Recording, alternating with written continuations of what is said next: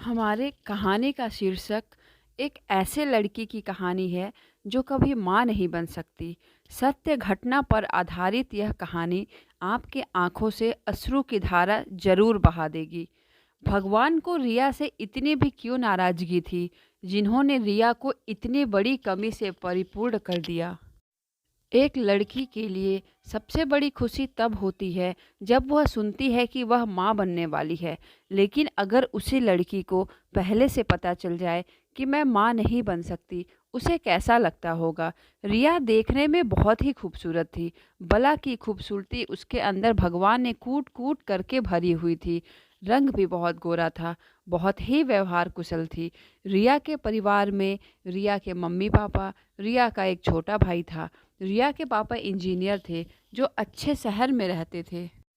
पैसे रुपए की कहीं कोई कमी ना थी।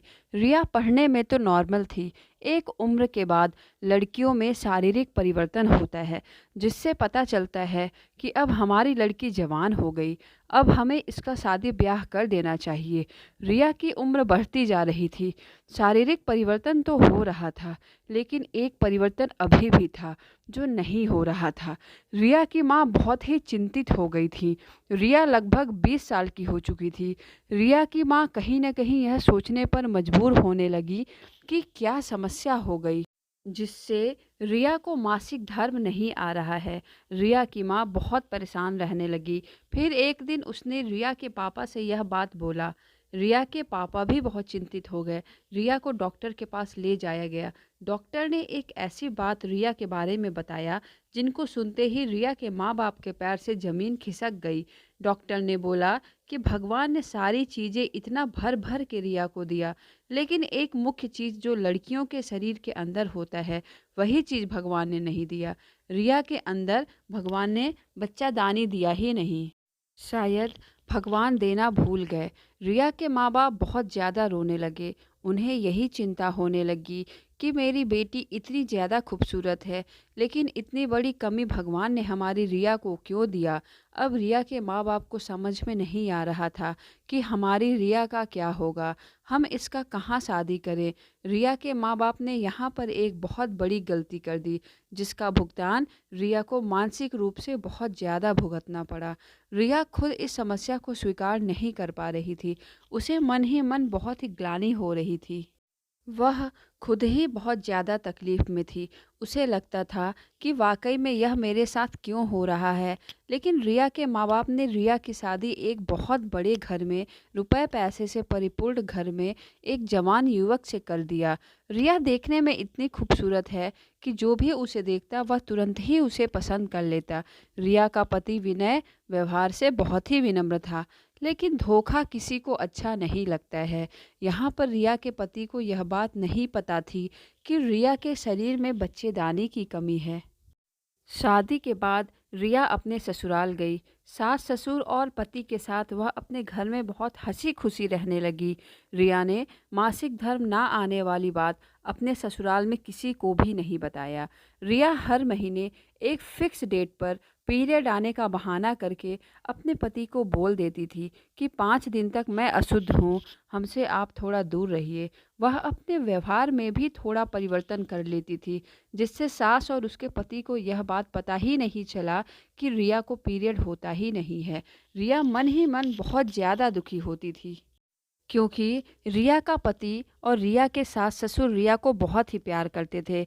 रिया को लगता था कि हम अपने ससुराल वालों को बहुत बड़ा धोखा दे रहे हैं, लेकिन रिया भी मजबूर हो गई थी। रिया के जितने भी रिश्तेदार आते, वह रिया से पूछते, "भाभी, कब आप खुशखबरी देने वाली हैं? कब आप हमें मिठाई खिलाएँगी?" रिया मुस्कुरा करके इस बात को टाल देती थी। शादी के 2 साल हो गए। रिया के सास बहुत ही चिंतित हो गईं। यह सोचने लगी कि रिया को बच्चा कब होगा? हमें भी तो अपना बूढ़ा उम्र काटना है। हमें भी नाती-पोतों को खिलाना है। जल्दी से जल्दी रिया को बच्चा हो जाता तो हम उसके साथ अपना दिन और रात काटते। शादी को 2 साल हो गए थे। रिया के सास ने बोला, "रिया, तुम और विनय दोनों डॉक्टर के पास जाओ। दोनों अपना सही तरीके से चेकअप करवाओ। कहाँ क्या कमी है जिसकी वजह से तुम प्रेग्नेंट नहीं हो पा रही हो। रिया ठंडी के दिन में भी पसीने से पूरी तरबतर हो गई। रिया को अब समझ में नहीं आ रहा था कि अब वह अपने इस कमी को कैसे सबसे छुपा पाएगी। उस दिन अपने बीमारी का बहाना बना लिया और डॉक्टर के पास जाने वाली बात टाल दिया। 1 महीने के बाद रिया के सास ने फिर से रिया से बोला, रिया कल का अपॉइंटमेंट हमने मशहूर डॉक्टर गुलाटी के पास करवा दिया है। तुम्हें कल सुबह 9 बजे डॉक्टर के पास जाना है। विनय को भी हमने बोल दिया है, कल वह ऑफिस नहीं जाएगा। कल तुम्हें और विनय दोनों को डॉक्टर के पास जाना है।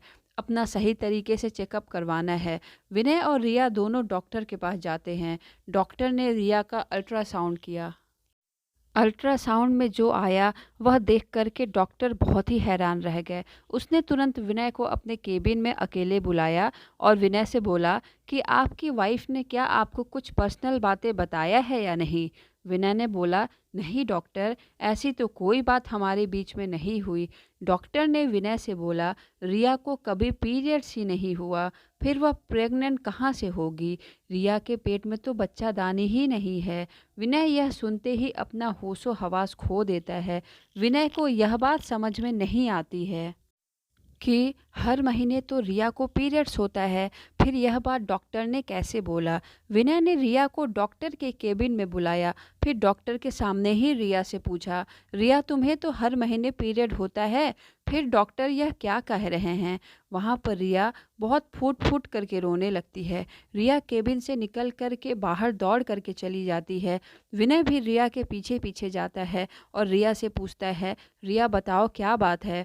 वहाँ पर भी रिया बहुत ज़ोरों से रोने लगती है और अपनी सारी सच्चाई विनय से बता देती है। विनय बता देती है कि हमारे पेट में बच्चादानी है ही नहीं, हमें आज तक कभी पीरियड्स नहीं हुआ, मैं माँ कभी नहीं बन सकती। यह सुनते ही विनय आग बबूला तो नहीं हुआ, लेकिन उसे बहुत ही ज़्यादा तकलीफ़ हुआ। ऐसा लग रहा था कि कितना बड़ा धोखा उसके साथ हुआ है। इतनी बड़ी बात बिना बताए कैसे कोई हमसे शादी कर सकता है, जबकि मैं अपने माँ बाप का इकलौता लड़का हूँ। रिया और विनय दोनों तुरंत अपने घर आते हैं। विनय अपने माँ से सारी बातें बता देता है। विनय के माँ की भी आंखें फटी की फटी रह जाती हैं कि कैसे कोई इतना बड़ा झूठ बोल करके शादी कर सकता है। रिया सबके सामने हाथ पैर जोड़ने लगती है। विनय ने तुरंत रिया के माँ बाप को बुलाया और कहा, तुम हमेशा के लिए यहाँ से चली जाओ। मैं तुम्हारे साथ अपनी ज़िंदगी गुजार सकता हूँ, लेकिन तुम्हारे द्वारा दिया गया धोखा हमसे बर्दाश्त नहीं हो रहा है। आज के बाद मुझे नहीं लगता मैं किसी और पर विश्वास कर पाऊँगा। रिया के माँ बाप तुरंत शाम को रिया के घर आ जाते हैं। विनय रिया को हमेशा के लिए उसके माँ बाप के पास भेज देता है। रिया रोते बिलखते मजबूरी में आकर के अपने ससुराल से मायके चली जाती है। रिया सोचती है कि 1 दिन 2 दिन 10 दिन के बाद शायद विनय हमें याद करके हमसे फ़ोन पर बात करेगा, लेकिन विनय का दोबारा फ़ोन नहीं आता है। रिया बार बार विनय को फ़ोन करती है, लेकिन विनय फ़ोन भी नहीं उठाता है। रिया बहुत ही ज़्यादा तकलीफ़ से गुजरती है, लेकिन विनय को अब दिखावे के रूप में कोई भी फ़र्क नहीं पड़ रहा था, क्योंकि विनय का यही कहना था कि रिया तुम्हारे अंदर कोई भी कमी हो मैं तुम्हें ज़रूर स्वीकार कर लेता, लेकिन इतना बड़ा धोखा हमसे स्वीकार नहीं हो पा रहा है। रिया और विनय दोनों एक दूसरे से बहुत ज़्यादा प्यार करने लगे थे। तकलीफ़ तो दोनों को ही बहुत हो रहा था, इसलिए कोई भी रिश्ता धोखा से नहीं चल सकता है। कुछ दिन तक वो रहेगा, लेकिन परमानेंट टिक नहीं सकता है। अगर आपको हमारा वीडियो थोड़ा भी पसंद आया हो तो आप हमारे चैनल को लाइक करिए, सब्सक्राइब करिए एंड शेयर करिए। Thank you.